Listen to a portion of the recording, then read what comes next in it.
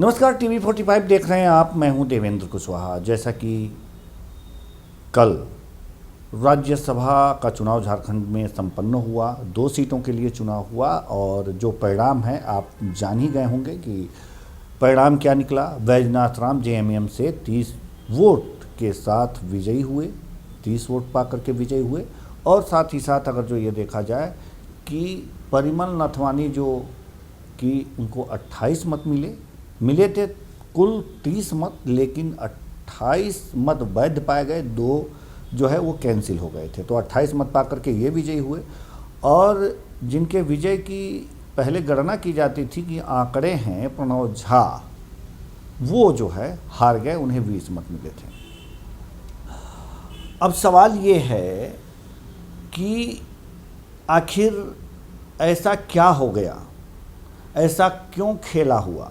खेला होने की संभावना थी, लेकिन शायद कांग्रेस को इसका अंदाज़ा नहीं था कि आरजेडी के 4 जो विधायक हैं, आरजेडी के 4 विधायक, वो उन्हें मत नहीं देंगे।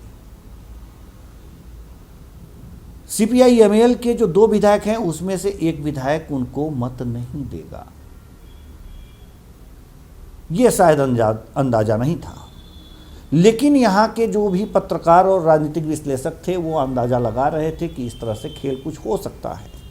बार बार जो छोटी पार्टियां हैं उनकी उपेक्षा की जाती थी, उनके बगैर आप जीत नहीं सकते, लेकिन उनकी उपेक्षा की गई। सबसे बड़ी बात आप ये देखिए हार के क्या कारण हैं कांग्रेस के, कि अपने जो विधायक हैं 16 के 16 विधायकों को वीएनआर में रख दिया गया। चलिए, सही है, 16 के 16 विधायक वीएनआर में रखे गए, लेकिन आरजेडी के 4, इसके बिना तो आप जीत ही नहीं सकते थे। सीपीआई-एमएल के 2 विधायक, इनको कहाँ रखा था? आपने वैसे ही छूट दे रखी थी कि भाई जाओ। आप क्या ये सोच रहे थे, क्या कांग्रेस ये सोच रही थी कि उनसे कोई संपर्क नहीं करेगा, ये गठबंधन में है तो मुझे देंगे ही? और इसकी यही सोच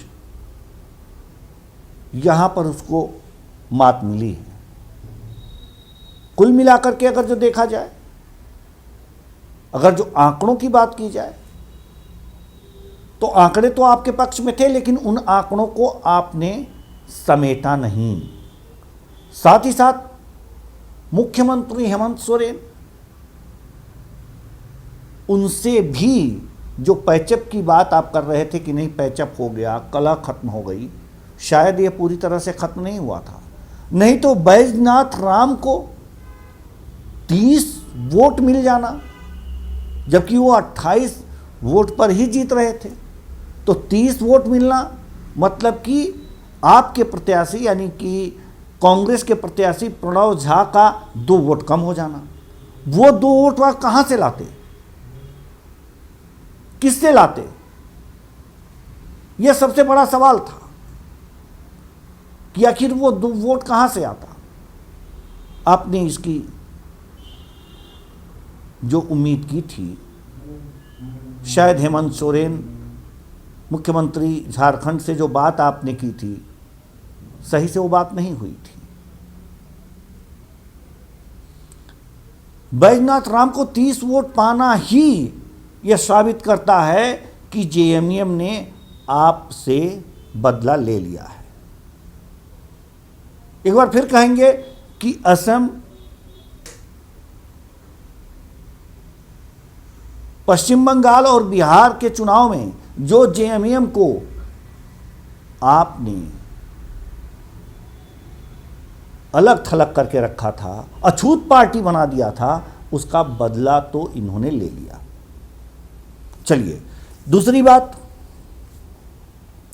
कि आखिर आरजेडी को आपने इतना महत्व क्यों नहीं दिया?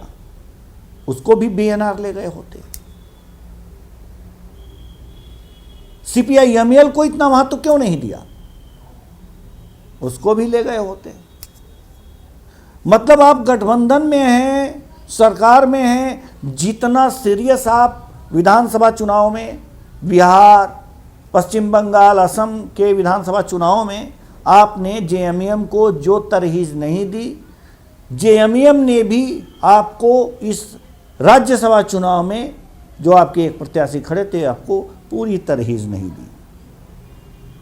अब आप अपनी बेइज्जती झेलते हुए सरकार में बने रह सकते हैं, या बेइज्जती अगर आपसे बर्दाश्त नहीं होती है तो सरकार से अलग हो सकते हैं। आपके पास दो रास्ते हैं, लेकिन अगर सरकार से अलग होंगे तो आपके विधायकों पर आपका पूरा भरोसा नहीं है। हो सकता है कि कांग्रेस ही खत्म हो जाए। क्रॉस वोटिंग इसीलिए हुई है कि आपने ढील दी है, आपने अपने लोगों पर भी विश्वास नहीं था, उन्हें एकजुट किया था, और साथ ही गठबंधन के अन्य दलों के जो विधायक थे उन पर ध्यान क्यों नहीं दिया? आरजेडी के विधायकों पर ध्यान क्यों नहीं दिया? सीपीआई-एमएल के विधायक पर ध्यान क्यों नहीं दिया? साथ ही साथ सीएम हेमंत सोरेन से आपने क्या बात की? क्या उनसे आपने ये बात की कि बैजनाथ राम को 30 वोट मिले, और 30 वोट मिलेंगे तो ये 2 वोटों का गणित कहां से हम पूरा करेंगे? आपने उस पर भी बात नहीं की। यानी कि कांग्रेस जिस तरह से हर जगह लचर हो रही है, कांग्रेस जिस तरह से हर जगह से मात खा रही है, यहां भी मात खाई कांग्रेस। लेकिन एक चीज मैं एक बार फिर कहूंगा कि परमिल नाथवानी को 28 वोट मिलना यह साबित करता है कि महागठबंधन में गड़बड़ी है। महागठबंधन एक ठगबंधन है, एक दूसरे को ठगे जा रहे हैं। कांग्रेस को मौका मिला तो उसने विधानसभा चुनाव, बिहार विधानसभा चुनाव, पश्चिम बंगाल के विधानसभा चुनाव, असम के विधानसभा चुनाव में जेएमएम को ठगा। आज जेएमएम को मौका मिला तो जेएमएम ने कांग्रेस को ठगा। आरजेडी को आज मौका मिला तो आरजेडी ने कांग्रेस को ठगा। यानी कि ये महागठबंधन जो झारखंड में है वास्तव में मौका परस्ती वाला है। ये जो विपक्ष ठगबंधन कहता है वो वास्तव में यहाँ ठगबंधन की ही सारे उदाहरण यहाँ पर मिल रहे हैं। इसमें कोई दो राय नहीं है कि ये जो गठबंधन है ठगबंधन है। कहीं आप ठग रहे हैं, कभी वो ठग रहा है। इस तरह से तो नहीं चलेगा ना। आपको भी ईमानदार रहना पड़ेगा और गठबंधन में जितने भी घटक दल हैं उनको ईमानदार रहना पड़ेगा। नहीं इसी तरह से निर्दलीय प्रत्याशी जीत जाएगा और आपके प्रत्याशी हमेशा हारते रहेंगे।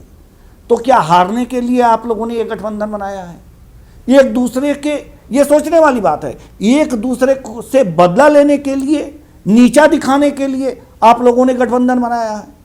अगर ये गठबंधन सत्ता से विपक्ष को हटाने यानी कि बीजेपी को हटाने के लिए बनाया है तो उसमें भी आप लोग सफल नहीं हो पा रहे हैं। तो आखिर ये गठबंधन किस लिए बनाए हैं? कांग्रेस को इस बात को सोचना चाहिए कि जो विधानसभा चुनाव है, जैसे झारखंड में आपका पूरा सम्मान जेएमएम ने किया था, विधानसभा चुनाव में जो अन्य बिहार विधानसभा चुनाव, असम विधानसभा चुनाव, पश्चिम बंगाल के विधानसभा चुनाव में पूरा सम्मान देना चाहिए था। लेकिन आपने जेएमएम को दरकिनार कर दिया, आपने पूरा सम्मान नहीं दिया। और जब पूरा सम्मान नहीं दिया तो आज देख लीजिए आपका हश्र क्या है। पूरा गणित होते हुए भी आपका गणित गड़बड़ हो गया है और हार गए हैं। तो इसलिए अगर जो गठबंधन में ईमानदारी नहीं होगी, एक दूसरे के प्रति समर्पण नहीं होगा, तो ये गठबंधन नहीं ठगबंधन है, जो विपक्ष बराबर कहता है। आज भी आप लोग समझ जाइए, जितने भी गठबंधन के लोग हैं, एक दूसरे के प्रति अगर जो ईमानदार नहीं होंगे तो ये गठबंधन नहीं ठगबंधन ही माना जाएगा। नमस्कार।